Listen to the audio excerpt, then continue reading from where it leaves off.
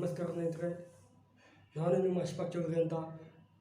ಈ ಇತಿಹಾಸದ ವಿಡಿಯೋ ಸರಣಿಗಳಲ್ಲಿ ಇವತ್ತಿನ ಇತಿಹಾಸ ಏನಪ್ಪ ಅಂದರೆ ಈ ರಜಿಯಾ ಸುಲ್ತಾನ ಮತ್ತು ಅಹ್ಮುದ್ದೀನ್ ಶಾ ಮತ್ತು ಗಿಯಾಸುದ್ದೀನ್ ಬಲ್ಬನ್ ಅಂತಕ್ಕಂಥದ್ದು. ನಾವು ಹಿಂದಿನ ತರಗತಿಯಲ್ಲಿ ಈ ಇಲ್ತುಮಿಷನ ಬಗ್ಗೆ ಅಧ್ಯಯನ ಮಾಡ್ತೀವಿ ಅಂತಕ್ಕಂಥದ್ದು. ಈ ಇಲ್ತುಮಿಷನು ತನ್ನ ಆಡಳಿತದಲ್ಲಿ ನಾಣ್ಯಗಳನ್ನು ಜಾರಿ ತಂದ ಬೆಳ್ಳಿಯ ಟಂಕ ಮತ್ತು ತಾಮ್ರದ ಜಿತಾಲ್ ಎಂಬ ನಾಣ್ಯಗಳನ್ನು ತಂದ. ಅಲ್ಲಿ ಆ ನಾಣ್ಯಗಳಲ್ಲಿ ಏನಪ್ಪ ಅಂದರೆ ಶಿವನ ಮತ್ತು ಗೂಳಿ ಚಿತ್ರವನ್ನು ಕೂಡ ಬಿಡಿಸಿದಂಥದ್ದು. ಆ ಶಿವನ ಮತ್ತು ಗೂಳಿ ಚಿತ್ರವನ್ನು ಒಬ್ಬ ದೇಲಿ ಸುಲ್ತಾನನಾಗಿ, ಒಬ್ಬ ಮುಸ್ಲಿಂ ಸುಲ್ತಾನನಾಗಿ ಶಿವನ ಮತ್ತು ಗೂಳಿ ಚಿತ್ರವನ್ನು ಯಾಕೆ ವಿಧಿಸಿದಪ್ಪ ಅಂದರೆ, ಆತನು ಮಧ್ಯಪ್ರದೇಶದ ಕಾಳಿಕಾದೇವಿ ಮೇಲೆ ಒಂದು ಸಲ ದಾಳಿ ಮಾಡಿದ್ದ. ಮಧ್ಯಪ್ರದೇಶದ ಕಾಳಿಕಾದೇವಿ ಮೇಲೆ ದಾಳಿ ಮಾಡಿ ಅಲ್ಲಿರ್ತಕ್ಕಂಥ ದೇವಾಲಯವನ್ನು ಧ್ವಂಸ ಮಾಡಿ ಅಲ್ಲಿರ್ತಕ್ಕಂಥ ಒಂದು ಬಂಗಾರದ ಪ್ರತಿಮೆಯನ್ನು, ಕಾಳಿಕಾದೇವಿಯ ಬಂಗಾರ ಪ್ರತಿಮೆಯನ್ನು ಏನಪ್ಪ ಅಂದರೆ ದೋಚಿಕೊಂಡು ಬಂದಿದ್ದ, ಹೊತ್ತುಕೊಂಡು ಬಂದಿದ್ದ. ಆ ಕಾರಣದಿಂದಾಗಿ ಆ ಒಂದು ಪಾಪವನ್ನು ಅಂಟಿದ್ದೇನೋ ಅಂತ ಕಾರಣದಿಂದಾಗಿ ಅವನಿಗೆ ಅನಾರೋಗ್ಯದಿಂದ ಕಾಡ್ತಾ ಇತ್ತು. ಅದರಿಂದಾಗಿ ಆತನು ತನ್ನ ನಾಣ್ಯಗಳ ಮೇಲೆ ಏನಪ್ಪ ಅಂದರೆ ಗೂಳಿ ಮತ್ತು ಆ ಒಂದು ಶಿವನ ಒಂದು ಮೂರ್ತಿಯನ್ನು ವಿಧಿಸಿದಂಥದ್ದು. ಇದರಲ್ಲಿ ಆ ಒಂದು ನಾಣ್ಯಗಳ ಮೇಲೆ ಈತನ ಕಾಲದಲ್ಲಿ ಈತನ ಒಂದು ಆಸೆ ಏನಾಗಿತ್ತಪ್ಪ ಅಂದರೆ, ಈತನ ಮಕ್ಕಳಾಗಿರ್ತಕ್ಕಂಥ ಅಹ್ಮುದ್ದೀನ್ ಫಿರೋಜ್ ಶಾ ಅಂತ ಇದ್ದ, ಬಹರಾಮ್ ಫಿರೋಜ್ ಶಾ ಅಂತ ಇದ್ದ, ಇನ್ನೊಬ್ಬಳು ರಜಿಯಾ ಸುಲ್ತಾನ್ ಆಗಿದ್ದಳು. ಈ ಮೂರು ಜನರಲ್ಲಿ ಆತನಿಗೆ ಯೋಗ್ಯವಾಗಿರ್ತಕ್ಕಂಥ ವ್ಯಕ್ತಿ ಯಾರಪ್ಪ ಅಂದರೆ ರಜಿಯಾ ಸುಲ್ತಾನಳು. ಯಾಕಂದರೆ ಈತಳು ಅವನ ಒಂದು ಆಡಳಿತದಲ್ಲಿ ಮತ್ತು ಆತನ ಒಂದು ಕಾರ್ಯಗಳಲ್ಲಿ ಏನಪ್ಪ ಅಂದರೆ ಭಾಗವಹಿಸಿದ್ದಳು. ಇದರಿಂದಾಗಿ ಅವನ ಆಸೆ ಏನಿತ್ತಪ್ಪ ಅಂದರೆ, ನನ್ನ ಸಾವಿನ ನಂತರ ನನ್ನ ಮಗಳಾಗಿರ್ತಕ್ಕಂಥ ರಜಿಯಾ ಸುಲ್ತಾನಳು ಅಧಿಕಾರಕ್ಕೆ ಬರಬೇಕನ್ನೋದು ಒಂದು ಆಸೆ ಇತ್ತು. ಯಾರ್ದು? ಇಲ್ತುಮಿಷದು. ಅವನು ಸಾಯುವಾಗ ಕೂಡ ಏನಪ್ಪ ಅಂದರೆ ಒಂದು ಓಲೆಯನ್ನು ಬರೆದಿಟ್ಟಿದ್ದ. ಏನಪ್ಪ ಅಂದರೆ, ನನ್ನ ನಿಧನದ ನಂತರ ರಾಜಕೀಯ ಸಿಂಹಾಸನ, ದೇಲಿ ಸಿಂಹಾಸನವನ್ನು ನನ್ನ ಮಗಳೇ ಇರಬೇಕಂತೇಳಿ ಒಂದು ಓಲೆ ಬರೆದಿಟ್ಟಿದ್ದ. ಯಾರು? ಈ ಇಲ್ತುಮಿಷ ಅಂತಕ್ಕಂಥದ್ದು. ಆದರೆ ಆತನ ಆಸೆ ಪಟ್ಟಂಗೆ ಇಲ್ಲಿ ಏನೂ ನಡೆಯಲಿಲ್ಲ. ಯಾಕಪ್ಪ ಅಂದರೆ, ಆ ಇಲ್ತುಮಿಷನ ಮಗನಾಗಿರ್ತಕ್ಕಂಥ ಹಿರಿಯ ಮಗ ಇದ್ದ. ಯಾಕಪ್ಪ ಅಂದರೆ ಅಹ್ಮುದ್ದೀನ್ ಶಾ. ಆ ಅಹ್ಮುದ್ದೀನ್ ಶಾನು ಆಡಳಿತಕ್ಕೆ ಬರ್ತಾನೆ. ಅಹ್ಮುದ್ದೀನ್ ಶಾ ಆಡಳಿತಕ್ಕೆ ಯಾಕಪ್ಪ ಅಂದರೆ, ಅಹ್ಮುದ್ದೀನ್ ಶಾನ ತಾಯಿಯ ಒಂದು ಅಧಿಕಾರದ ಮೇರೆಗೆ ತಾಯಿ ಏನಪ್ಪ ಅಂದರೆ ಅಹ್ಮುದ್ದೀನ್ ಶಾಗೆ ಆಡಳಿತವನ್ನು ವಹಿಸ್ತಾಳ. ಅಹ್ಮುದ್ದೀನ್ ಶಾಗೆ ಆಡಳಿತ ವಹಿಸಿ ಆ ತಾಯಿ ಏನಪ್ಪ ಶಾತುಕ್ ಅಂತ ತಾಯಿ ಇರ್ತಾಳ. ಅವಳು ಏನಪ್ಪ ಅಂದರೆ ಆ ರಾಜಕೀಯವನ್ನು ಆಡಳಿತ ಮಾಡ್ತಿರ್ತಾಳ. ಇಲ್ಲಿ ಅವನು ಅಸಮರ್ಥ ದೊರೆಯಾಗಿದ್ದ. ಯಾರು?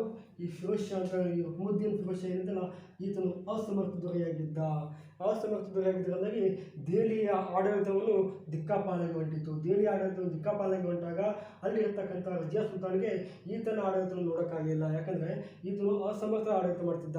ಯಾರ ಅಧಿಕಾರ ಮೇಲೆ ಅಂದರೆ, ತಾಯಿಯಾಗಿರ್ತಕ್ಕಂಥ ಶಾತುಕನ ಆಡಳಿತ ಮೇರೆಗೆ ಆಡಳಿತ ಮಾಡ್ತಿದ್ದ. ಯಾರು? ಅಹ್ಮುದ್ದೀನ್ ಶಾ. ಈತನ ಅಸಮರ್ಥರಾಗಿದ್ದರಿಂದಾಗಿ ಈತನಿಗೆ ಅಧಿಕಾರ ಹಿಡಿಸಲಿಲ್ಲ. ಆದ ಕಾರಣದಿಂದಾಗಿ ಈತನ ತಂಗಿ ಆಗಿರ್ತಕ್ಕಂಥ ಸಹೋದರಿಯಾಗಿರ್ತಕ್ಕಂಥ ಯಾರಪ್ಪ ಅಂದರೆ ಈ ರಜಿಯಾ ಸುಲ್ತಾನಳು. ಯಾರಂದರೆ ಈ ರಜಿಯಾ ಸುಲ್ತಾನ ಏನಪ್ಪ ಅಂದರೆ ಈತನನ್ನು ಕೊಂದು ಏನಪ್ಪ ಅಂದರೆ ಅಧಿಕಾರಕ್ಕೆ ಬರ್ತಾಳ. ರಜಿಯಾ ಸುಲ್ತಾನಳು ಈತನನ್ನು ಅಹ್ಮುದ್ದೀನ್ ಶಾನನ್ನು ಕೊಂದು ಅಧಿಕಾರಕ್ಕೆ ಬರ್ತಾಳ. ಎಷ್ಟಾಗಪ್ಪ ಅಂದರೆ 1236ರಲ್ಲಿ ಅಧಿಕಾರಕ್ಕೆ ಬರ್ತಾಳ ಅಂತಕ್ಕಂಥದ್ದು. 1236ರಲ್ಲಿ ರಜಿಯಾ ಸುಲ್ತಾನಳು ಅಧಿಕಾರಕ್ಕೆ ಬರ್ತಾಳ. ಅಧಿಕಾರಕ್ಕೆ ಬಂದಾಗ ರಜಿಯಾ ಸುಲ್ತಾನಳು ಅಧಿಕಾರಕ್ಕೆ ಬರ್ತಾಳ. ಇವಳು ಅಧಿಕಾರಕ್ಕೆ ಬಂದಾಗ ಅಲ್ಲಿರ್ತಕ್ಕಂಥ ಜನರು ಬೇಕು ಬೇಡ ಆಗಿ ಮಾತಾಡ್ತಾರೆ. ಹೆಂಗಪ್ಪ ಅಂದರೆ, ಇವಳು ಒಂದು ಹೆಣ್ಣು ಮಗಳು, ಅದರಲ್ಲಿ ತನ್ನ ಸಹೋದರನಾಗಿರ್ತಕ್ಕಂಥ ಅಹ್ಮುದ್ದೀನ್ ಶಾಗೆ ಕೊಂದು ಅಧಿಕಾರಕ್ಕೆ ಬಂದವಳು, ಇನ್ನು ಸಹೋದರನೇ ನೋಡಿಲ್ಲ ಅಂದ ಬಳಕೆ ನಮಗೆ ನೋಡ್ತಾಳೆ ಅಂತ ಅಲ್ಲಿ ಜನರು ಭಯ ಭೀತಿಯಿಂದ ಕೊಡ್ತಾರ. ಆದರೆ ರಜಿಯಾ ಸುಲ್ತಾನಳು ಹಾಗೆ ಮಾಡಿಲ್ಲ. ಇವಳ ಒಂದು ಅಧಿಕಾರ ಹೆಂಗಿತ್ತಪ್ಪ ಅಂದರೆ ಸುವ್ಯವಸ್ಥಿತವಾದ ಅಧಿಕಾರ ಇತ್ತು. ಇವಳು ಪುರುಷನ ವೇಷದಲ್ಲಿ ಒಂದು ಹೆಣ್ಣು ಮಗಳಾಗಿರ್ತಕ್ಕಂಥದ್ದು. ಯಾಕಂದರೆ ಇವಳು ಆಡಳಿತ ಮಾಡುವ ಸಂದರ್ಭದಲ್ಲಿ ಪುರುಷನ ವೇಷ ಕೂಡ ಧರಿಸ್ತಿದ್ದಳು. ಯಾರು? ರಜಿಯಾ ಸುಲ್ತಾನಳು. ಆ ಇಲ್ತುಮಿಷನ ಆಡಳಿತ ಹೆಂಗೆ ಮಾಡ್ತಿದ್ದೋ ಅದೇ ರೀತಿ ಆಡಳಿತ ಕೂಡ ಇವಳು ಕೂಡ ಮಾಡ್ತಿದ್ಳು. ಯಾರು? ಈ ಒಂದು ರಜಿಯಾ ಸುಲ್ತಾನಳು ಅಧಿಕಾರಕ್ಕೆ ಬಂದಾಗ ಇವಳು ಯಾವ ವೇಷ ಧರಿಸ್ತಾಳಪ್ಪ ಅಂದರೆ ಪುರುಷರ ವೇಷ ಧರಿಸಿ ಅಧಿಕಾರ ಮಾಡ್ತಿದ್ದು. ಯಾವ ವೇಷ ಧರಿಸಿ? ಪುರುಷರ ವೇಷ ಧರಿಸಿ ಅಧಿಕಾರ ಮಾಡ್ತಿದ್ದು. ಯಾರನ್ನ ಕೊಂದು ಬಂದ್ರಪ್ಪ ಅಂದರೆ ಅಹ್ಮುದ್ದೀನ್ ಶಾನನ್ನು ಕೊಂದು ಬಂದರು. ಅಹ್ಮುದ್ದೀನ್ ಶಾನನ್ನು ಸಹೋದರನಾಗಿರತಕ್ಕಂಥ ಅಹ್ಮುದ್ದೀನ್ ಶಾನನ್ನು ಕೊಂದು ಅಧಿಕಾರಕ್ಕೆ ಬಂದ. ಯಾರಪ್ಪ ಅಂದರೆ ಈ ರಜಿಯಾ ಸುಲ್ತಾನಳು. ಮತ್ತು ದೆಹಲಿ ಮಧ್ಯ ಭಾರತ ಇತಿಹಾಸದಲ್ಲಿ ಮೊದಲ ಮತ್ತು ಕೊನೆಯ ದೆಹಲಿ ಸಿಂಹಾಸನ ಇರದ ಏಕೈಕ ಮಹಿಳೆ ಯಾರಪ್ಪ ಅಂದರೆ ಈ ರಜಿಯಾ ಸುಲ್ತಾನಳು. ನೆನಪಿರಲಿ, ಮಧ್ಯ ಭಾರತ ಇತಿಹಾಸದಲ್ಲಿ ಕೊನೆಯ ಮತ್ತು ಮೊದಲು ದೆಹಲಿ ಸಿಂಹಾಸನವನ್ನು ಏರಿದ ಏಕೈಕ ಮಹಿಳೆ ಯಾರಪ್ಪ ಅಂದರೆ ಈ ರಜಿಯಾ ಸುಲ್ತಾನ್ ಅಂತ ಹೇಳಿದ್ದು. ರಜಿಯಾ ಸುಲ್ತಾನ ಕೊನೆಯ ಮತ್ತು ಮೊದಲ ಏಕೈಕ ದೆಹಲಿ ಸುಲ್ತಾನ ಮಹಿಳೆ ಯಾರಪ್ಪ ಅಂದರೆ ರಜಿಯಾ ಸುಲ್ತಾನ ಅಂತಂದ್ರು. ಇವಳ ಆಡಳಿತದಲ್ಲಿ ಈತನ ವಜೀರಾಗಿರ್ತಾನೆ ಯಾರಪ್ಪ ಅಂದರೆ ಒಬ್ಬ ಜುನೈದ್ ಖಾನ್ ಅಂತ ಇರ್ತಾನೆ. ಯಾರು? ಈ ಜುನೈದ್ ಖಾನ್ ಅಂತ ವ್ಯಕ್ತಿ ಇರ್ತಾನೆ. ಈ ಜುನೈದ್ ಖಾನ್ ಏನು ಮಾಡ್ತಾನಪ್ಪ ಅಂದರೆ ಈ ಜುನೈದ್ ಖಾನ್ ಒಬ್ಬ ವ್ಯಕ್ತಿ ಇವಳ ಒಂದು ಏನಪ್ಪ ಅಂದರೆ ಇವಳ ಒಂದು ಆಡಳಿತವನ್ನು ವಿರೋಧ ಮಾಡ್ತಾನೆ. ಯಾಕಂದರೆ ಇವಳು ಪುರುಷರ ವೇಷ ಧರಿಸ್ಕೊಂಡು ಆಡಳಿತ ಮಾಡ್ತಿದ್ರು ಮತ್ತು ಚಾಣಕ್ಯನು ಕೂಡ ಅಷ್ಟೇ ಆಗಿದ್ರು, ಯುದ್ಧ ಕಲೆಗಳನ್ನು ಕೂಡ ಆಗ್ತಿದ್ರು ಅಂತಕ್ಕಂಥದ್ದು. ಇಷ್ಟೆಲ್ಲ ಆಗಿದ ಕಾರಣದಿಂದಾಗಿ ಇಲ್ಲಿ ಜುನೈದ್ ಖಾನ್ ಏನಪ್ಪ ಅಂದರೆ ಆಡಳಿತ ಮಾಡಿ ಆ ಜುನೈದ್ ಖಾನ್ ಮೇಲೆ ದಾಳಿ ಮಾಡ್ತಾನೆ. ಇಲ್ಲಿ ಏನಾಗಿತ್ತಪ್ಪ ಅಂದರೆ ಯಾವ ಸಂದರ್ಭದಲ್ಲಿ ಇಲ್ತುತ್ಮಿಶ್ ನಿಧನ ಹೊಂದಿದ್ರು ಆ ಸಂದರ್ಭದಲ್ಲಿ ಇಲ್ತುತ್ಮಿಶ್ ಒಂದು ನಿರ್ಮಾಣ ಮಾಡಿರ್ತಕ್ಕಂಥ ಚಹಲ್ಗನಿ ಪದ್ಧತಿ ಏನಿತ್ತಲ್ಲ, ಆ ಚಹಲ್ಗನಿ ಪದ್ಧತಿಯಲ್ಲಿ ಇರ್ತಕ್ಕಂಥ ಎಲ್ಲ ಏನಪ್ಪ ಅಂದರೆ ಆ ಹುಕುಮುದ್ದೀನ್ ಶಾಗೆ ಏನಪ್ಪ ಅಂದರೆ ಅಧಿಕಾರ ತರಬೇಕಂತ ಯೋಚನೆ ಮಾಡಿದ್ರು. ಆದರೆ ಹುಕುಮುದ್ದೀನ್ ಶಾನು ಇವಳು ಕೊಂದು ಅಧಿಕಾರಕ್ಕೆ ಬಂದಾಗ ಅವ್ರಿಗೆ ಏನಾಗಿತ್ತಪ್ಪ ಅಂದರೆ ಹೆಣ್ಣುಮಗಳ ಏನೂ ಮಾಡೋಕ್ಕಾಗಲ್ಲ, ಇವಳು ನಮಗೆ ಸಣ್ಣ ಬಿಡ್ತಾಳೆ ಅಂತೇಳಿ ಒಂದು ಸ್ವಲ್ಪ ಸಂತೋಷದಿಂದ ಕೂತಿರ್ತಾರೆ. ಯಾರು ಆ ಇಲ್ತುತ್ಮಿಶ್ ಮಾಡಿರ್ತಕ್ಕಂಥ ಚಹಲ್ಗನಿ ಪದ್ಧತಿಯ ಟರ್ಕಿ ಸರ್ಕಾರ ಅಂತ. ಆದರೆ ಇವಳು ಕಟ್ಟುನಿಟ್ಟಾದ ಪದ್ಧತಿಯನ್ನು ಜಾರಿ ತಂದಿರ್ತಾಳೆ. ಕಟ್ಟುನಿಟ್ಟಾದ ಪದ್ಧತಿ ಜಾರಿ ತಂದು ಆ ಇಲ್ತುತ್ಮಿಶ್ಗಿಂತ ಅತ್ಯಂತ ಸುಂದರವಾಗಿರೋದ್ರಿಂದ ಆಡಳಿತ ಮಾಡಿರ್ತಾಳೆ. ಯಾರು ಈ ರಜಿಯಾ ಸುಲ್ತಾನರು. ಒಮ್ಮೆ ಈ ಜುನೈದ್ ಖಾನ್ ಏನಪ್ಪ ಅಂದರೆ ಆ ದಾಳಿ ಮಾಡಿರ್ತಾನೆ. ಯಾರ ಮೇಲೆ? ಈ ರಜಿಯಾ ಸುಲ್ತಾನ ಮೇಲೆ ದಾಳಿ ಮಾಡ್ತಾನೆ. ಯಾಕೆ? ಇವಳ ಒಂದು ಆಡಳಿತ ನೀತಿಯನ್ನು ವಿರೋಧಿಸಿ ಇವಳ ಮೇಲೆ ದಾಳಿ ಮಾಡಿರ್ತಾನೆ. ಈ ದಾಳಿಯನ್ನು ಏನು ಮಾಡ್ತಾಳೆ ಅಂದರೆ ಹಿಮ್ಮೆಟ್ಟಿಸ್ತಾಳೆ. ಯಾಕಂದರೆ ಈ ರಜಿಯಾ ಸುಲ್ತಾನರು ಇವನನ್ನು ಸೋಲಿಸಿ ಈತನ ಹಿಮ್ಮೆಟ್ಟಿಸಿ ತನ್ನ ಸಾಮ್ರಾಜ್ಯದ ರಕ್ಷಣೆಗಾಗಿ ಏನು ಮಾಡ್ತಾಳೆ ಅಂದರೆ ಹಿಂಗಾದ ಕಡೆಯಲ್ಲ ಇಲ್ಲಿ ಜುನೈದ್ ಖಾನ್ ಮಾಡ್ತಾನೆ. ಮತ್ತೆ ಬೇರೆ ಬೇರೆ ಮಂದಿ ಆಡಳಿತ ದಾಳಿ ಮಾಡ್ತಿರ್ತಾಳೆ. ಆ ಕಾರಣದಿಂದಾಗಿ ಇವಳು ಏನು ಮಾಡ್ತಾಳಪ್ಪ ಅಂದರೆ ಇವಳು ಒಂದು ಆಫ್ರಿಕಾದ ಅಬಿಸಿನಿಯಾ ಎಂಬ ಒಂದು ರಾಷ್ಟ್ರ ಇರ್ತದೆ. ಯಾವುದು? ಅಬಿಸಿನಿಯಾದ ಒಂದು ರಾಷ್ಟ್ರ. ಅಬಿಸಿನಿಯಾದಲ್ಲಿ ಒಬ್ಬ ಯುದ್ಧ ಕಲೆ ತಂತ್ರ ಕಲ್ತಿರ್ತಾನೆ ಒಬ್ಬ ವ್ಯಕ್ತಿ ಇರ್ತಾನೆ. ಯಾಕಂದರೆ ಜಮಾಲುದ್ದೀನ್ ಯಾಕೂತ್ ಅಂತ ವ್ಯಕ್ತಿ. ಯಾರು ನೆನಪಿರಲಿ? ಜಮಾಲುದ್ದೀನ್ ಯಾಕೂತ್. ಈ ಜಮಾಲುದ್ದೀನ್ ಯಾಕೂತ್ನ ಏನಪ್ಪ ಅಂದರೆ ಕೆರೆದುಕೊಂಡು ಬರ್ತಾಳೆ. ಕೆರೆದುಕೊಂಡು ಬಂದು ಅಶ್ವ ಪಡೆಯ ಮುಖ್ಯಸ್ಥನನ್ನಾಗಿ ಮಾಡ್ತಾಳೆ ಅಂತ ಹೇಳಿದ್ದು.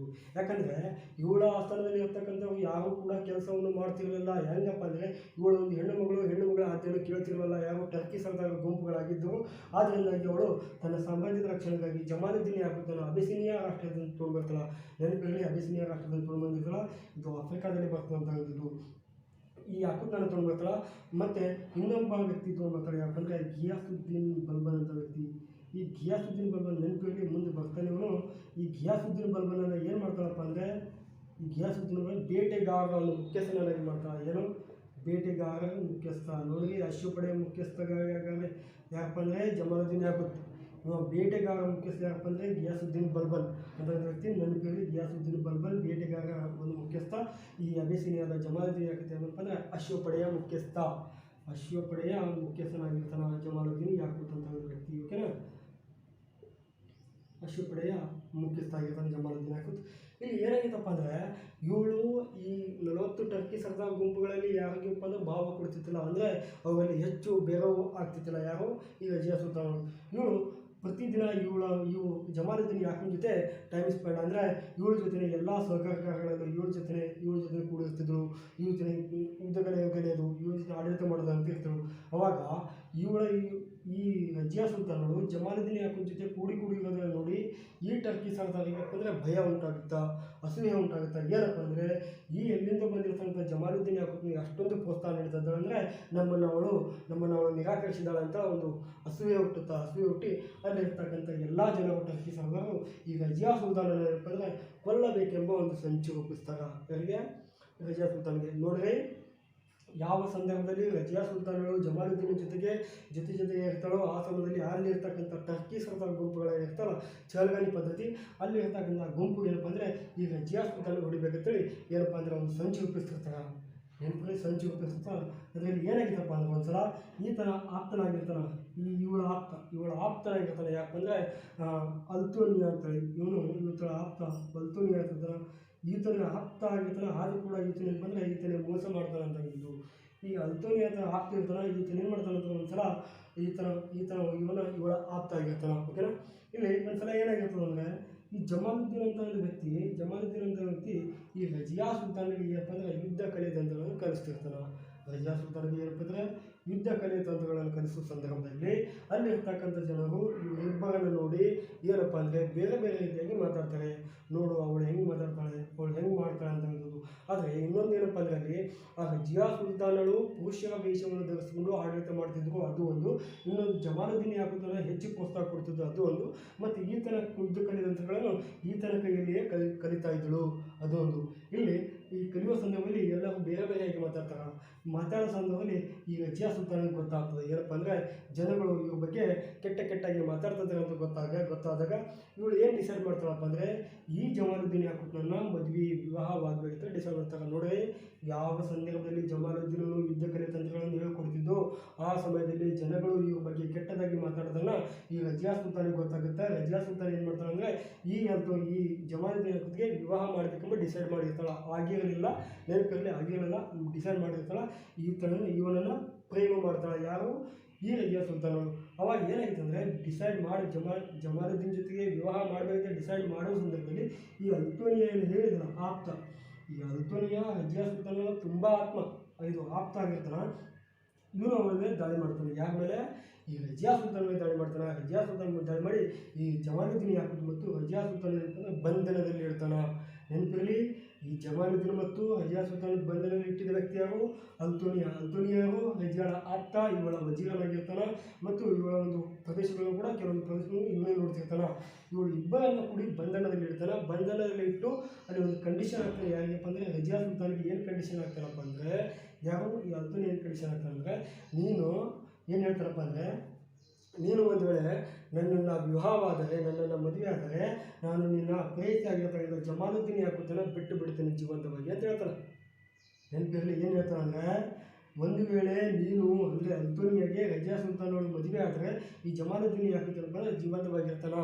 ಇಲ್ಲಪ್ಪ ಅಂದರೆ ಜಮಾಲುದ್ದೀನ್ ಯಾಕೂತನ ಕೊಂದು ಹಾಕ್ತೀನಿ ಅಂತ ಹೇಳ್ತಾನೆ. ಯಾರು? ಈ ಅಲ್ತೋನಿಯಾ ಹೇಳ್ತಾನೆ.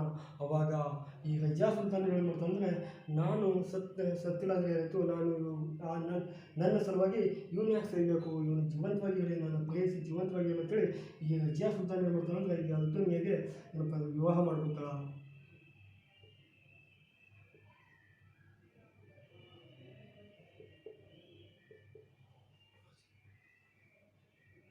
ಇಬ್ಬರ ಮಧ್ಯೆ ಏನಪ್ಪ ಅಂದರೆ ವಿವಾಹವಾಗುತ್ತೆ. ಯಾರ ಮಧ್ಯೆಪ್ಪ ಅಂದರೆ ರಜಿಯಾ ಸುಲ್ತಾನ್ ಮತ್ತು ಅಲ್ತೋನಿಯಾ ಮಧ್ಯೆ ವಿವಾಹವಾಗುತ್ತೆ. ಇಲ್ಲಿ ಅಲ್ತೋನಿಯಾ ಮತ್ತು ರಜಿಯಾ ಸುಲ್ತಾನ್ ವಿವಾಹವಾದಾಗ ಈ ಅಲ್ತೋನಿಯಾ ಏನು ಮಾಡ್ತಾರೆ, ಕೆಲವೊಂದು ಸಮಯದ ನಂತರ ಈ ಜಮಾಲುದ್ದೀನನ್ನು ಕೊಂದು ಹಾಕಿಬಿಡ್ತಾನೆ ಅಂತಂದಿದ್ದು. ಜಮಾಲುದ್ದೀನನ್ನು ಕೊಂದು ಹಾಕ್ತಾನೆ ಮತ್ತು ಇವರಿಬ್ಬರ ಲವ್ ಜೀವನ ಆಗ್ತದೆ. ಯಾಕಪ್ಪ ಅಂದರೆ ಈ ಅಲ್ತೋನಿಯಾ ಮತ್ತು ರಜಿಯಾ ಸುಲ್ತಾನ್ ಅಂತಂದಿದ್ದು. ಇವರಿಬ್ಬರು ಏನು ಮಾಡ್ತಾರೆ ಅಂದರೆ ಈತನನ್ನು ಏನಪ್ಪ ಅಂದರೆ ಕೊಂದು ಹಾಕಿದ್ರು.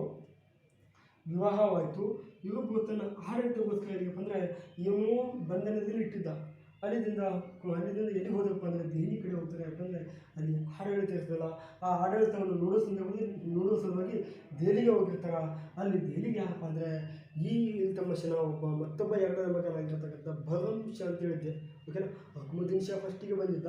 ಹಕ್ಮುದ್ದೀನ್ ಶಾನ ಹೊಡೆದು ಇವಳು ಅಧಿಕಾರಕ್ಕೆ ಬಂದಳು ರಜಿಯಾ ಸುಲ್ತಾನಳು. ಅವಾಗ ಮತ್ತೊಬ್ಬ ವ್ಯಕ್ತಿ ಇದ್ದ, ಯಾರು? ಭರಂಶ. ಅವನು ಏನಪ್ಪ ಅಂದರೆ ಅಲ್ಲಿ ಒಂದು ಸಿಂಹಾಸನ ಮೇಲೆ ಕುಳಿತಿದ್ದ. ಯಾವ ಸಿಂಹಾಸನ ಮೇಲೆ? ಅಲ್ಲಿರ್ತಕ್ಕಂಥ ದೆಹಲಿ ಸಿಂಹಾಸನ ಮೇಲೆ ಕುಳಿತಿದ್ದ. ಓಕೆನಾ? ಅವನು ಏನು ಮಾಡ್ತಾನೆ, ಇವರಿಬ್ಬರನ್ನ ಬೆನ್ನತ್ತಾನ. ಯಾಕಂದರೆ ಅವರನ್ನು ಅಲ್ಲಿ ಇರಾಕ್ ಬಿಡಲಿಲ್ಲ. ಇವರು ಅಲೆಮಾರಿ ಜೀವನ ನಡೆಸ್ತಾರೆ. ಯಾಕಂದರೆ ಇವರಿಬ್ಬರು ಅಲೆಮಾರಿ ಜೀವನ ನಡೆಸ್ತಾರೆ. ಅಲ್ಲಲ್ಲಿ ಬುಡಕಟ್ಟು ಜನಾಂಗದಲ್ಲಿ ಹೋಗಿ ಕೆಲಸ ಮಾಡ್ತಿರ್ಬೇಕಾದ್ರೆ ಏನು ಮಾಡ್ತಿರ್ತಾರಪ್ಪ ಅಂದರೆ, ಅಲ್ಲಿ ಕೆಲಸ ಮಾಡ್ತಿರ್ಬೇಕಾದ್ರೆ ಜನರು ಇವರನ್ನು ಬೇರೆ ಪ್ರದೇಶದಿಂದ ಬಂದವರು ಇವರು ನಮ್ಮನ್ನು ಲೂಟಿ ಮಾಡೋಕೆ ಬಂದಿದ್ದಾರೆ, ಇಲ್ಲ ನಮ್ಮನ್ನು ಹೊಡೆಯಕ್ಕೆ ಬಂದಿದ್ದಾರೆ ಅಂತೇಳಿ ಬೇರೆ ತಿಳ್ಕೊಂಡು ಏನು ಮಾಡ್ತಾರೆ, ಇವರಿಬ್ಬರನ್ನು ಹೊಡೆಯಕ್ಕೆ ಸಂಚು ಹೋಗ್ತಾರೆ. ಈ ರಜಿಯಾ ಸುಲ್ತಾನ ಮತ್ತು ಅಲ್ತೋನಿಯಾ ಏನು ಹೇಳ್ತಾರಪ್ಪ ಅಂದರೆ ದೆಹಲಿಯ ಕೈತಾಳ ಎಂಬಲ್ಲಿ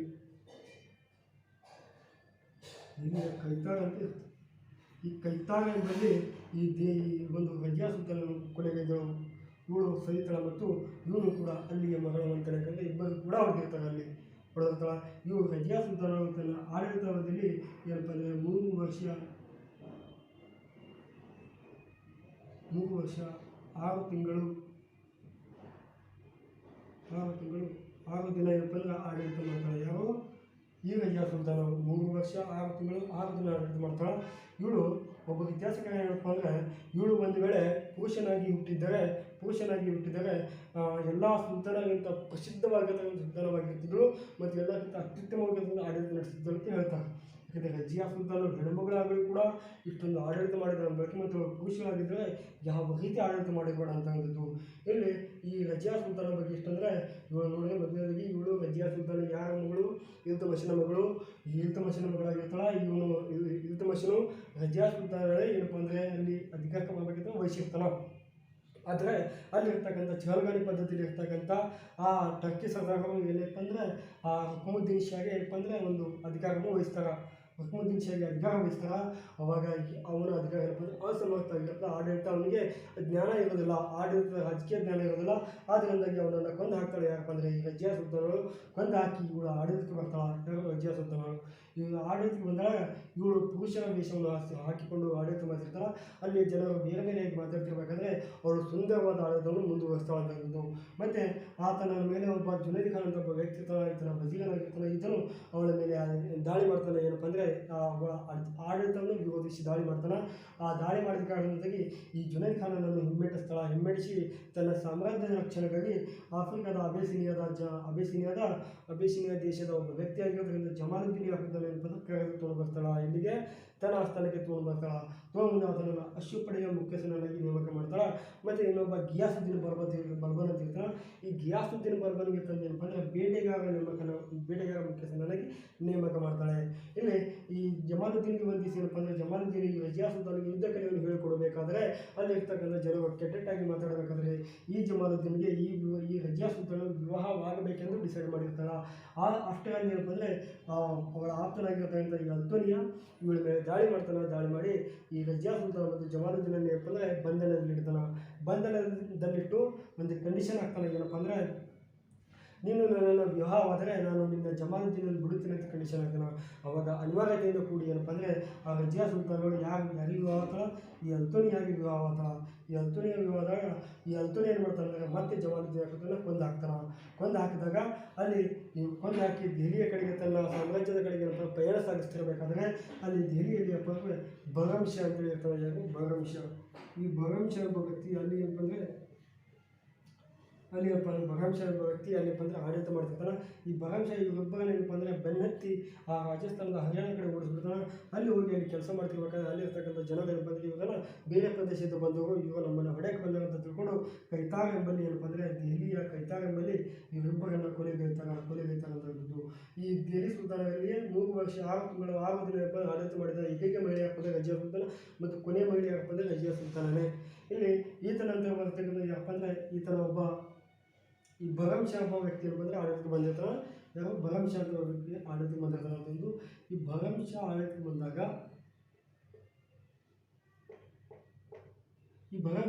ಆದರೆ ಇವನು ಅಸಮರ್ಥನಾಗಿದ್ದ ಕಾರಣದಿಂದಾಗಿ ಈತನ ನಂತರ ಯಾಕಂದರೆ ಇನ್ನೊಬ್ಬ ವ್ಯಕ್ತಿ ಬರ್ತಾನೆ. ಹುಕುಮುದ್ದೀನ್ ಶಾ ಇರ್ತಲ್ಲ, ಆ ಹುಕುಮುದ್ದೀನ್ ಶಾನ ಒಬ್ಬ ಮಗ ಇರ್ತಾರೆ. ಯಾಕಂದರೆ ಮಸೂದ್ ಶಾ ಅಂತ ವ್ಯಕ್ತಿ. ಈ ಮಸೂದ್ ಶಾ ಇವ ಯಾರು? ಹುಕುಮುದ್ದೀನ್ ಶಾನ ಮಗ. ಹುಕುಮುದ್ದೀನ್ ಶಾ ಯಾರು? ಈ ರಜಿಯಾ ಸುಲ್ತಾನನ್ನು ಕೊಲೆಯನ್ನು ಪಟ್ಟಲ್ಪಟ್ಟ ಒಬ್ಬ ವ್ಯಕ್ತಿ. ಕೊಲೆಗೈದಿರ್ತಾನೆ. ಯಾರಿಂದಪ್ಪ ಅಂದರೆ ರಜಿಯಾ ಸುಲ್ತಾನಿಂದ. ಅವಳ ಮಗ ಯಾರಪ್ಪ ಅಂದರೆ ಮಸೂದ್ ಶಾ. ಇವನು ಕೂಡ ಏನಪ್ಪ ಅಂದರೆ ಅಸಮರ್ಥನಾಗಿರ್ತಾನೆ. ಮತ್ತು ಇವನ ನಂತರ ಯಾರಪ್ಪ ಅಂದರೆ ನಾಸಿರುದ್ದೀನ್ ಮೊಹಮ್ಮದ್ ಅಂತ ಬರ್ತಾನೆ. ಯಾರು? ನಾಸಿರುದ್ದೀನ್ ಮೊಹಮ್ಮದ್. ಮಸೂದ್ ಶಾನ ಮಗ ಬರ್ತಾನೆ. ಯಾಕಪ್ಪ ಅಂದರೆ ನಾಸಿರುದ್ದೀನ್ ಮೊಹಮ್ಮದ್ ಶಾ ಅಂತ ಬರ್ತಾನೆ. ಈತನು ಏನಪ್ಪ ಅಂದರೆ ಭಾಳ ಸಿಂಪಲ್ ಆಗಿರ್ತಾರೆ ವ್ಯಕ್ತಿ. ಈತನು ದಯಾಪರ ಆಗಿರ್ತಕ್ಕಂಥ ವ್ಯಕ್ತಿ. ಈ ಮೊಹಮ್ಮದ್ ಶಾ ಆಡಳಿತಕ್ಕೆ ಬಂದಾಗ ಈ ಮೊಹಮ್ಮದ್ ಶಾನು ಕೇವಲ ನಾಮಕವಾಸ್ತಿ ಅಷ್ಟೇ ಅಧಿಕಾರ ವಹಿಸಿಕೊಂಡಿದ್ದ. ನಾಮಕವಾಸ್ತಿ ಅಂದರೆ ಬರೀ ಕೆಲಸ, ನಾಮಕವಾಸ್ತಿ ಅಷ್ಟೇ ದೆಹಲಿ ಸುಲ್ತಾನಾಗಿದ್ದ. ಈತನ ಕಾರ್ಯಕರ್ತೆಲ್ಲ ಯಾರು ಮಾಡ್ತಿದ್ದರಪ್ಪ ಅಂದರೆ ಈತನ ಮಂತ್ರಿ ಆಗಿರ್ತಕ್ಕಂಥ ಗಿಯಾಸುದ್ದೀನ್ ಬಲ್ಬನ್ ಮಾಡ್ತಿದ್ದ. ಯಾರು? ಗಿಯಾಸುದ್ದೀನ್ ಬಲ್ಬನ್. ನೆನಪಿರಲಿ, ಗಿಯಾಸುದ್ದೀನ್ ಬಲ್ಬನ್ ಯಾರಪ್ಪ ಅಂದರೆ ಇಲ್ಲಿರ್ತಕ್ಕಂಥ ಬೇಟೆಗಾರ ಮತ್ತು ಇಲ್ತಮಷ್ ಅಂತಕ್ಕಂಥ ಏನಿರ್ತಿರ್ತಾನಲ್ಲ ಈತನ ನಿಷ್ಠೆಯನ್ನು ಕಂಡು ಆತನಿಗೆ ಏನಪ್ಪ ಅಂದರೆ ಚೇಳಗಣಿ ಪದ್ಧತಿಯ ಮುಖ್ಯಸ್ಥನಾಗಿ ನೇಮಕ ಮಾಡಿರ್ತಾನೆ ಗಿಯಾಸುದ್ದೀನ್ ಬಲ್ಬನ್ಗೆ. ಇಲ್ಲಿ ನಾಸಿರುದ್ದೀನ್ ಏನಿರ್ತಾನಲ್ಲ ಈ ವ್ಯಕ್ತಿ, ಈ ನಾಸಿರುದ್ದೀನ್ ವ್ಯಕ್ತಿ ಏನು ಮಾಡಿರ್ತಾನಪ್ಪ ಅಂದರೆ ಕುರಾನದ ಪ್ರತಿಗಳನ್ನು ಮಾರಿ ತನ್ನ ಜೀವನ ನಡೆಸುತ್ತಿದ್ದ. ಯಾರು? ಈ ನಾಸಿರುದ್ದೀನ್ ಮೊಹಮ್ಮದ್ ಶಾ ಅಂತದ್ದು ಕುರಾನದ ಪ್ರತಿಗಳನ್ನು ಮಾರಿ ಜೀವನ ನಡೆಸುತ್ತಿದ್ದ. ಇದರಲ್ಲಿ ಒಂದು ಬಿರುದು ಕೂಡ ಐತಿ. ಏನಪ್ಪ ಅಂದರೆ ದಯಾಪರ ಸುಲ್ತಾನ್ ಅಂತ ಹೇಳಿದ್ರು. ಯಾವುದು? ದಯಾಪರ ಸುಲ್ತಾನ್. ಯಾಕಂದರೆ ಇದನ್ನು ಭಾಳ ಸಿಂಪಲ್ ಆಗಿದ್ದ ದಯಾಪರ ಸುಲ್ತಾನ್ಗಳು. ಯಾಕಂದರೆ ಇವನು ಯಾವುದೇ ರೀತಿಯ ಆಡಳಿತದಲ್ಲಿ ಯಾವುದೇ ರೀತಿಯ ಒಂದು ಕ್ರೂರ ಆಡಳಿತ ನಡೆಸಿರಲಿಲ್ಲ. ಭಾಳ ದಯಾಭಾವವಾಗಿದ್ದ. ಈತನು ತನ್ನ ಮನೆಯಲ್ಲಿ ಕೂಡ ಸೇವಕಿ ಕೂಡ ಇಟ್ಟಿರಲಿಲ್ಲ. ಯಾವ ಸಂದರ್ಭದಲ್ಲಿ ಇವಳ ಹೆಂಡತಿಗೆ ತಪ್ಪಿದಾಗ ಅವಾಗ ಒಂದು ಸೇವಕಿಯನ್ನು ನೇಮಕ ಮಾಡಿದಂತೆ. ಅಷ್ಟೊಂದು ಸಿಂಪಲ್ ಜೀವನ ನಡೆಸುವಂಥ ವ್ಯಕ್ತಿ ಯಾಕಪ್ಪ ಅಂದರೆ ಈ ನಾಸಿರುದ್ದೀನ್ ಅಂತ. ಈತನ ಅಸಮರ್ಥತೆಯನ್ನು ಯಾರಿಗೆ ಕಡಿತು? ಈ ಗಿಯಾಸುದ್ದೀನ್ ಕಡಿತು. ಯಾಕಂದರೆ ಈ ಹಣ್ಣು ನಾಮಕವಾಸ್ತಿ ಆಗಿದ್ದ ಈ ನಾಸಿರುದ್ದೀನ್ ಇದ್ದ. ಇಲ್ಲಿ ಆಡಳಿತ ಯಾರು ಮಾಡ್ತಿದ್ರು? ಗಿಯಾಸುದ್ದೀನ್ ಮಾಡ್ತಿದ್ರು. ಈ ನಾಸಿರುದ್ದೀನ್ಗೆ ಆಡಳಿತ ಬೇಕಾಗಿಲ್ಲ, ಅವ್ನಿಗೆ ಬ್ಯಾಡೂ ಆಗಿರ್ತಿಲ್ಲ ಅದು. ಅವನಿಗೆ ಈ ಗಿಯಾಸುದ್ದೀನ್ ಬಲ್ಬನ್ ಏನು ಮಾಡ್ತಾನಂದರೆ ಈ ಒಂದು ನಾಸಿರುದ್ದೀನ್ಗೆ ತನ್ನ ಮಗಳನ್ನು ಕೊಟ್ಟು ವಿವಾಹ ಮಾಡ್ತಾನೆ. ನಾಸಿರುದ್ದೀನ್ಗೆ ತನ್ನ ಮಗಳನ್ನು ಕೊಟ್ಟು ಯಾರು ವಿವಾಹ ಮಾಡ್ತಾನೆ? ಗಿಯಾಸುದ್ದೀನ್ ಬಲ್ಬನ್ ಮಗಳನ್ನು ಕೊಟ್ಟು ವಿವಾಹ ಮಾಡ್ತಾನೆ. ನೋಡ್ರಿ, ಮಗಳನ್ನು ಕೊಟ್ಟು ವಿವಾಹ ಯಾರು ಮಾಡ್ತಾನೆ? ಗಿಯಾಸುದ್ದೀನ್ ಬಲ್ಬನ್ ಮಾಡ್ತಾನೆ. ಅವಾಗ ಕೆಲವು ದಿನಗಳ ನಂತರ ಅದೇ ತನ್ನ ಅಳಿಯನಾಗಿರ್ತಕ್ಕಂಥ ನಾಸಿರುದ್ದೀನ್ ಮೊಹಮ್ಮದನಿಗೆ ಏನಪ್ಪ ಅಂದರೆ ಊಟದಲ್ಲಿ ವಿಷವನ್ನು ಬರೆಸಿ ಊಟದಲ್ಲಿ ವಿಷ ಬೆರೆಸಿ ಈ ಮೊಹಮ್ಮದ್ ಶಾಹನ ಕೊಂದಾಗ್ತಾನೆ ಅಂತ ಹೇಳಿದ್ರು. ಯಾರು? ಗಿಯಾಸುದ್ದೀನ್ ಬಲ್ಬನ್. ಈ ನಸೀರುದ್ದೀನ್ ಮೊಹಮ್ಮದ್ ಶಾಹನ ಕೊಂದಾಗಿ ತಾಯಿ ಏನಪ್ಪ ಅಂದರೆ ಆಡಳಿತಕ್ಕೆ ಬರ್ತಾನೆ. ಯಾರು? ಗಿಯಾಸುದ್ದೀನ್ ಬಲ್ಬನ್. ಯಾರು ಕೊಂದು ಬರ್ತಾನೆ? ಈ ನಸೀರುದ್ದೀನ್ಗೆ ಕೊಂದು ಬರ್ತಾನೆ ಅಂತಂದು.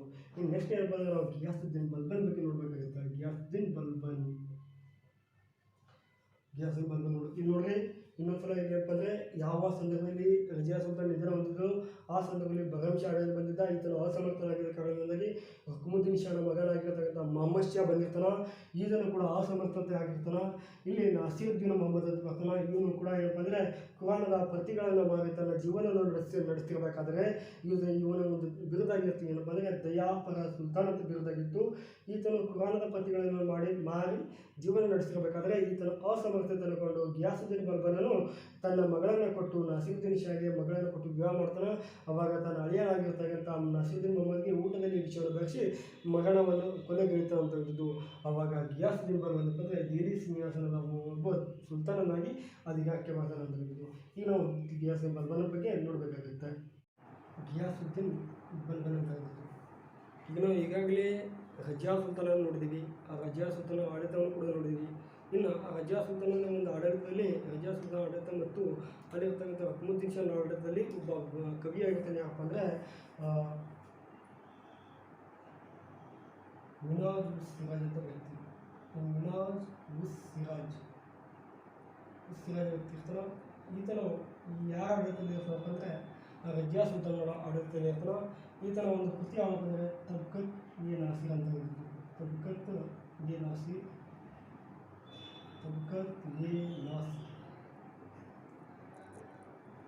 ಯಾವ ಸ್ಥಳದಲ್ಲಿ ಇರ್ತಾನೆ? ರಜಿಯಾ ಸುಲ್ತಾನರ ಆ ಸ್ಥಳದಲ್ಲಿ ಇರ್ತಾನೆ ಅಂತ ಹೇಳಿದ್ದು. ಇಲ್ಲಿ ಗಿಯಾಸುದ್ದೀನ್ ಬಲ್ಬನನ್ನು ನೋಡಬೇಕಾದ್ರೆ ಗಿಯಾಸುದ್ದೀನ್ ಬಲ್ಬನನು ಈತನು ಯಾಕಪ್ಪ ಅಂದರೆ ಇಲ್ತಮಷನ ಒಬ್ಬ ಗುಲಾಮನಾಗಿದ್ದ. ಈತನು ಏನಪ್ಪ ಅಂದರೆ ಈತನ ತಂದೆ ಏನಪ್ಪ ಅಂದರೆ 1000 ಪಂಗಡಗಳ ನಾಯಕ ಸರ್ದಾರನಾಗಿರ್ತಾನೆ. ಆ 1000 ಪಂಗಡಗಳ ಮೇಲೆ ಮಂಗೋಲಿಯನ್ನರು ದಾಳಿ ಮಾಡಿರ್ತಾರೆ. ಅಲ್ಲಿ ದಾಳಿ ಮಾಡಿ ಮಂಗೋಲಿಯನ್ನರು ಇವನನ್ನು ಏನಪ್ಪ ಅಂದರೆ ಬಂಧನಲ್ಲಿ ಹಾಕಿಕೊಂಡು ಹೋಗ್ಬಿಡ್ತಾರೆ. ಯಾರಿಗೆ? ಗಿಯಾಸುದ್ದೀನ್ ಬಲ್ಬನ್ಗೆ. ಅಲ್ಲಿಂದ ಈತನು ಖಾಜಿ ಜಮಾಲುದ್ದೀನಿಂದ ಈ ಇಲ್ತುಮಿಷ್ನಿಂದ ಮಾರಾಟವಾಗ್ತಾನೆ. ಎಷ್ಟರಲ್ಲಿ? 1232ರಲ್ಲಿ ಮಾರಾಟ ಆಗ್ತಾನೆ ಅಂತ ಹೇಳಿದ್ದು. ಈ ಗಿಯಾಸುದ್ದೀನ್ ಬಲ್ಬನನ್ನು ಯಾವ ಸಂದರ್ಭದಲ್ಲಿ ಇಲ್ತುಮಿಷನ್ನು ತೆಗೆದುಕೊಂಡು ಬರ್ತಾನೋ ಆ ಸಂದರ್ಭದಲ್ಲಿ ಗಿಯಾಸುದ್ದೀನ್ ಬಲ್ಬನು ಆ ಇಲ್ತುಮಿಷನ ಮನೆಯಲ್ಲಿ ಏನಪ್ಪ ಅಂದರೆ ಇಲ್ತುಮಿಷನ ಮನೆಯಲ್ಲಿ ಮೊದಲ ಬಾರಿಗೆ ನೀರು ಹೋಗುವ ಕೆಲಸ ಮಾಡ್ತಿದ್ದ. ಯಾರಪ್ಪ ಅಂದರೆ ಈ ಗಿಯಾಸುದ್ದೀನ್ ಬಲ್ಬನ್ ಅಂತ ನೀರು ಹೋಗುವ ಕೆಲಸ ಮಾಡ್ತಿದ್ದ. ಈತನು ಅಲ್ಬರಿ ಪಂಗಡಕ್ಕೆ ಸೇರಿದ ವ್ಯಕ್ತಿಯಾಗಿರ್ತಾನೆ. ಯಾರು? ಗಿಯಾಸುದ್ದೀನ್ ಬಲ್ಬನ್ ಅಲ್ಬರಿ ಪಂಗಡಕ್ಕೆ. ನೆನಪಿರಲಿ, ಹಿಂದೆ ಹೇಳಿದ್ದೇನೆ ಬಂದರೆ ಇಲ್ತುಮಿಷನು ಅಲ್ಬರಿ ಪಂಗಡಕ್ಕೆ ಸೇರಿದ ವ್ಯಕ್ತಿಯಾಗಿದ್ದರೆ ಈ ಗಿಯಾಸುದ್ದೀನನು ಅಲ್ಬರಿ ಪಂಗಡಕ್ಕೆ ಸೇರಿದ ವ್ಯಕ್ತಿಯಾಗಿರ್ತಾನೆ. ಈತನ ಒಂದು ಆಡಳಿತ ನೋಡಿ ನಿಷ್ಠಾವಂತನು ನೋಡಿರ್ತಾನೆ. ಯಾರು? ಇಲ್ಲಿ ಇಲ್ತುಮಿಷ್ ಈತನ ನಿಷ್ಠಾವಂತ ನೋಡಿರ್ತಾನೆ. ಯಾರು ನಿಷ್ಠಾವಂತಪ್ಪ ಅಂದರೆ ಈ ಗಿಯಾಸುದ್ದೀನ್ ಬಲ್ಬನ್ ನಿಷ್ಠಾವಂತ ನೋಡಿರ್ತಾನೆ. ಈತನ ನಿಷ್ಠಾವಂತ ನೋಡಿ ಇವನಿಗೆ ಇಲ್ತುಮಿಷನು ತಂದಿರ್ತಕ್ಕಂಥ ಚಹಲ್ಗಾನಿ ಪದ್ಧತಿಯ ಮುಖ್ಯಸ್ಥನನ್ನಾಗಿ ನೇಮಕ ಮಾಡಿರ್ತಾನೆ. ಯಾರಿಗೆ? ಈ ಬಲ್ಬನ್ಗೆ ಚಹಲ್ಗಾನಿ ಪದ್ಧತಿಯ ಮುಖ್ಯಸ್ಥನನ್ನಾಗಿ ನೇಮಕ ಮಾಡ್ತಾನೆ. ಚಹಲ್ಗಾನಿ ಪದ್ಧತಿಯ ಮುಖ್ಯಸ್ಥನಾಗಿ ಹೇಗೆ ಮಾಡ್ತಾನೆ? ಬಲ್ಬನ್ ಮಾಡ್ತಾನೆ. ಅದಾದ ನಂತರ ಇವನು ಇಲ್ಲಿ ಈತನ ನಿಷ್ಠೆಪೂರ್ವಕವಾಗಿ ಕೆಲಸವನ್ನು ಮಾಡ್ತಾ ಈತನು ದಿಲ್ಲಿ ಸಿಂಹಾಸನವನ್ನು ಮಾಡ್ತಾನೆ. ಎಲ್ಲಿಯಪ್ಪ ಅಂದರೆ ಯಾವ ಸಂದರ್ಭದಲ್ಲಿ ಆ ನಾಸಿರುದ್ದೀನ್ ಮೊಹಮ್ಮದ್ ಶಾನಪ್ಪ ಅಂದರೆ ಬಂದು ದಿಲ್ಲಿ ಸಿಂಹಾಸನ ಇರ್ತಾನೆ. ಯಾರು? ಗಿಯಾಸುದ್ದೀನ್ ಬಲ್ಬನ್. ಈತನು ಅಧಿಕಾರಕ್ಕೆ ಬಂದಾಗ ಈತನಿಗೆ ಎಷ್ಟು ವಯಸ್ಸಾಗಿತ್ತಪ್ಪ ಅಂದರೆ 80 ವಯಸ್ಸಾಗಿತ್ತು. 80 ವಯಸ್ಸಾಗಿತ್ತು ಅಂತ ಹೇಳಿದ್ರು. ಈತನ ಮೊದಲ ಹೆಸರು ಅಂದರೆ ಬಾಹುದ್ದೀನ್ ಆಗಾ ಖಾನ್ ಅಂತ ಹೇಳಿದ್ರು. ಬಾಹುದ್ದೀನ್ ಆಗಾ ಖಾನ್.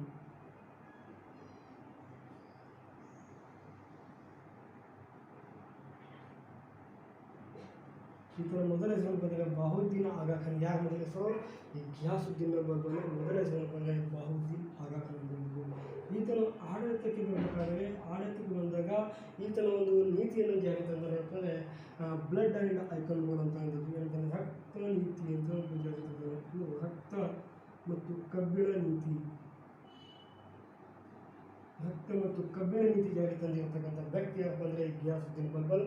ಇಡೀ ದೇವಿ ಸುಲ್ತಾನರಲ್ಲಿಯೇ ಮಧ್ಯ ಭಾರತ ಇತಿಹಾಸದಲ್ಲಿಯೇ ತನ್ನ ಪ್ರತಿಷ್ಠತೆಯನ್ನು ಹೆಚ್ಚಿಸಿಕೊಂಡಿರ್ತಕ್ಕಂಥ ಏಕೈಕ ಸುಲ್ತಾನ ಯಾರಪ್ಪ ಅಂದರೆ ಗಿಯಾಸುದ್ದೀನ್ ಬಲ್ಬನ್. ನೆನಪಿರಲಿ, ತನ್ನ ಪ್ರತಿಷ್ಠತೆಯನ್ನು ಹೆಚ್ಚಿಸಿಕೊಂಡಿರ್ತಕ್ಕಂಥ ಏಕೈಕ ಸುಲ್ತಾನರು ಈ ಗಿಯಾಸುದ್ದೀನ್ ಬಲ್ಬನ್ ಅಂತ ವ್ಯಕ್ತಿ.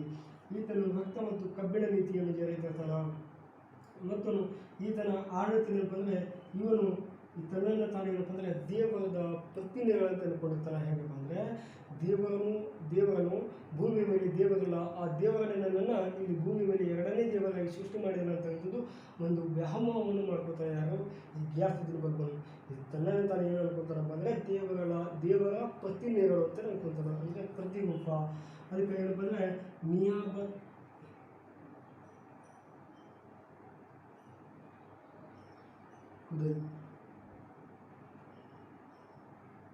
ಖುದೈ ಕೇಳ್ತಾರೆ ಅಂದರೆ ದೇವರ ಪ್ರತಿಮೆಗಳನ್ನು ಕೇಳ್ತೀವಿ. ದೇವರ ನೆರಳು ತನ್ನನ್ನು ತಾನು ದೇವರಿಗೆ ಹೋಲಿಸಿಕೊಳ್ಳುವಂಥ ಒಂದು ವ್ಯಕ್ತಿ ಯಾರಪ್ಪ ಅಂದರೆ ಗಿಯಾಸುದ್ದೀನ್ ಬಲ್ಬನ್. ಮತ್ತು ತನ್ನನ್ನು ತಾನು ಪ್ರತಿಷ್ಠೆಯನ್ನು ಹೆಚ್ಚಿಸಿಕೊಂಡಿರ್ತಕ್ಕಂಥ ವ್ಯಕ್ತಿ ಯಾರಂದರೆ ಈ ಗಿಯಾಸುದ್ದೀನ್ ಬಲ್ಬನ್. ಈತನ ಕಾಲದಲ್ಲಿ ಈತನು ಕೆಲವು ನೀತಿಗಳನ್ನು ಜಾರಿ ತಂದಿದ್ದ, ಪದ್ಧತಿಗಳನ್ನು ಜಾರಿ ತಂದ. ಏನಪ್ಪ ಅಂದರೆ ಈತನು ಒಂದು ಜಮೀನಿ ಬೋಸಿ ಮತ್ತು ಪೈ ಬೋಸಿ. ಜಮೀನಿ ಬೋಸಿ ಅಂದರೆ ಏನಪ್ಪ ಅಂದರೆ ಇಲ್ಲಿ ಕೇಳಿದ್ರೆ ಗಿಯಾಸುದ್ದೀನ್ ಬಲ್ಬನ್ ತಂದಿದ್ದು ಪದ್ಧತಿ ಯಾವುದು? ಜಮೀನಿ ಬೋಸಿ ಅಂದರೆ ಅಂದರೆ ಸುಲ್ತಾನನನ್ನು, ಈ ಗಿಯಾಸುದ್ದೀನ್ ಬಲ್ಬನ್ ಸುಲ್ತಾನನ ದೂರನಿಂದಲೇ ಶ್ರೇಷ್ಠಾಂಗ ಮಾಡುವುದು, ಅಂದರೆ ದೂರನಿಂದಲೇ ನಮಸ್ಕಾರ ಮಾಡೋದು ಯಾವುದಪ್ಪ ಅಂದರೆ ಈ ಜಮೀನಿ ಬೋಸಿ. ದೂರದಿಂದಲೇ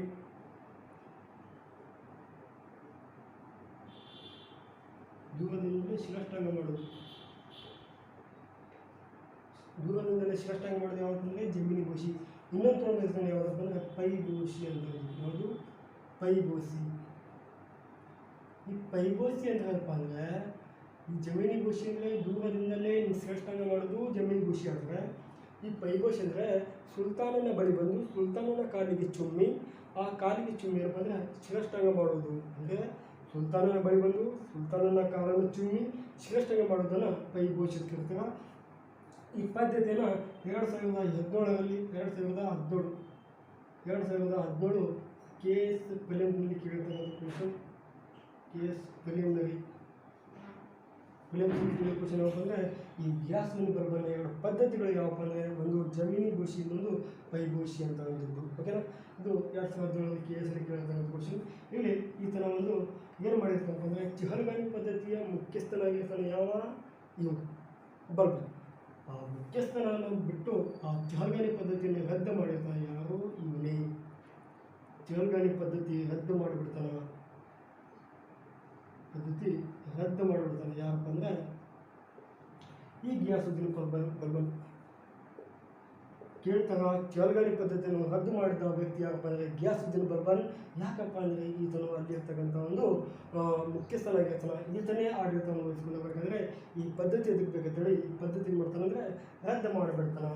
ಮತ್ತು ಈತನ ಕಾಲದಲ್ಲಿ ಈತನು ನವರೋಜ್ ಉತ್ಸವವನ್ನು ಜಾರಿ ತರ್ತಾನೆ ಅಂತ ಹೇಳಿದ್ದು. ಯಾವ ಉತ್ಸವ?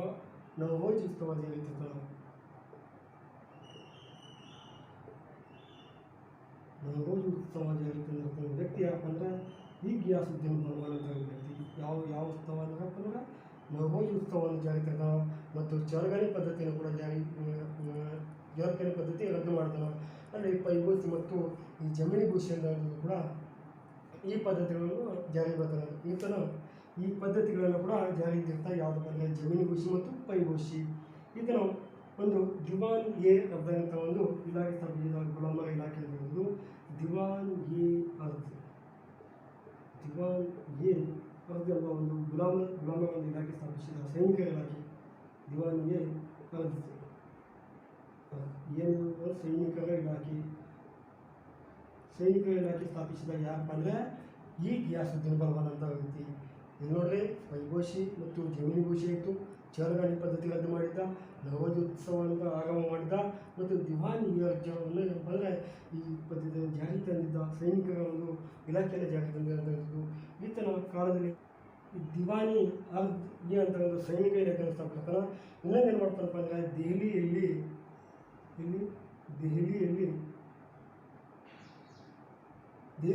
ಕೆಂಪು ಅರಮನೆ ಕಟ್ಟಿಸುತ್ತಾನ. ಏನು ಕೆಂಪು ಅರಮನೆ ಕಟ್ತಾನ. ಈ ಕೆಂಪು ಅರಮನೆ ಕಟ್ಟಿ ಇದಕ್ಕೆ ಏನು ಹೆಸರಿಡ್ತಾರಪ್ಪ ಅಂದ್ರೆ ಬಲ್ಬನ್ ಅರಮನೆ ಅಂತ ಹೆಸರು ಮಾಡ್ತಾನೆ. ಯಾವ ಅರಮನೆ? ಬಲ್ಬನ್ ಅರಮನೆ. ಅಂತ ಹೆಸರು ಮಾಡ್ತಾರೆ. ಎದಕ್ಕಪ್ಪ ಅಂದ್ರೆ ಈ ದೆಹಲಿಯಲ್ಲಿ ಇರ್ತಕ್ಕಂಥ ಕೆಂಪು ಅರಮನೆ ಕಟ್ತಾನ, ಅದಕ್ಕೆ ಬಲ್ಬನ್ ಅರಮನೆ ಅಂತ ಮಾಡ್ತಾರೆ. ಈ ದೆಹಲಿ ಅರಮನೆಯಲ್ಲಿ ಏನಪ್ಪ ಅಂದ್ರೆ ಈ ಅಲ್ಲಾವುದ್ದೀನ್ ಖಿಲ್ಜಿ ಏನಪ್ಪ ಅಂದ್ರೆ ಅಲ್ಲಾವುದ್ದೀನ್ ಖಿಲ್ಜಿ ಪಟ್ಟಾಭಿಷೇಕ ಮಾಡ್ತಾನೆ ಅಂತ ಹೇಳಿದ್ರು. ಅಲ್ಲಾವುದ್ದೀನ್ ಪಟ್ಟಾಭಿಷೇಕ ಏನು ಮಾಡಿಸ್ಕೊತಾನಪ್ಪ ಅಂದರೆ ಈ ಒಂದು ಅರಮನೆಯಲ್ಲಿ ಮಾಡ್ಕೊತಾನ.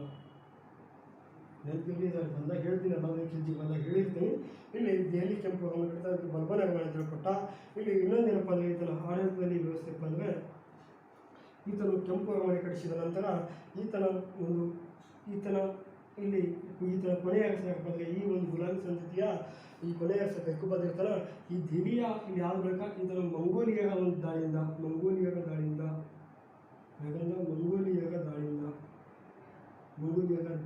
ಏನಂದರೆ ಹತನಾಗ್ತಾನೆ. ಮಂಗೋಲಿಯರ ದಾಳಿಯಿಂದ ಕೊಲೆಗೈದ. ಯಾರು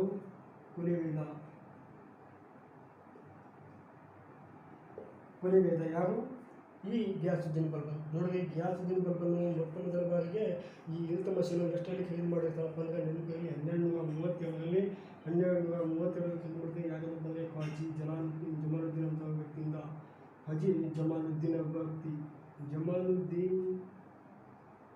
ಎಂಬ ವ್ಯಕ್ತಿಯಿಂದ ಏನಪ್ಪ ಅಂದರೆ ಈ ಖಾಜಿ ಜಮಾಲುದ್ದೀನ್ ವ್ಯಕ್ತಿಯಿಂದ ಖರೀದಿ ಮಾಡಿರ್ತಾನೆ. ಯಾವಪ್ಪ ಅಂದರೆ ಈ ಇಲ್ತುತ್ಮಿಶ್ ವ್ಯಕ್ತಿ. ಇವನು ಮೊಟ್ಟ ಮೊದಲ ಬಾರಿಗೆ ನೀರು ಕೆಲಸ ಮಾಡ್ತಿದ್ದ. ಏನಪ್ಪ ಅಂದರೆ ಈ ಇಲ್ತುತ್ಮಿಶನಲ್ಲಿ ನೆಕ್ಸ್ಟ್ ಏನೋ ಒಂದು ಪಂಗಡ ಯಾವಪ್ಪ ಅಂದರೆ ಅಲ್ಬರಿ ಪಂಗಡ ಆಗಿರ್ತದ.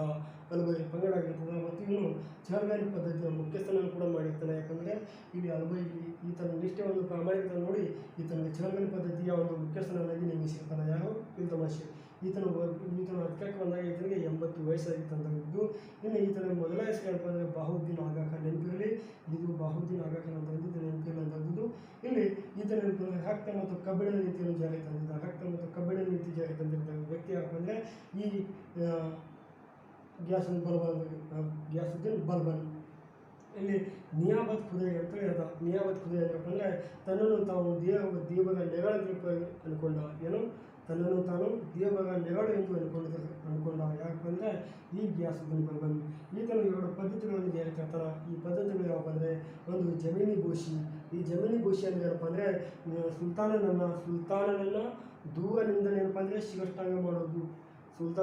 ದೂರನಿಂದಲೇ ಶಿರಷ್ಟಾಂಗ ಮಾಡೋದು ಯಾವಪ್ಪ ಅಂದರೆ ಜಮೀನಿ ಗೋಶಿ. ಇನ್ನೊಂದು ಪೈಗೋಶಿ ಐತಿ. ಇದನ್ನು ಸುಲ್ತಾನನ ಕಾಲಿಗೆ ಚುಮ್ಮಿ ಶಿರಷ್ಟಾಂಗ ಮಾಡೋದು ಅಂತಂಥದ್ದು. ಕಾಲಿಗೆ ಚುಮ್ಮಿ ಶಿರಷ್ಟಾಂಗ ಮಾಡೋದು ಯಾವುದು? ಪೈಗೋಶಿ. ಇದು ಏನಪ್ಪ ಅಂದರೆ 2017ರ KS ಪ್ರಿಲಿಮಿನರಿ ಕ್ವೆಶ್ಚನಲ್ಲಿ ಕೇಳಿದ್ದಾರೆ.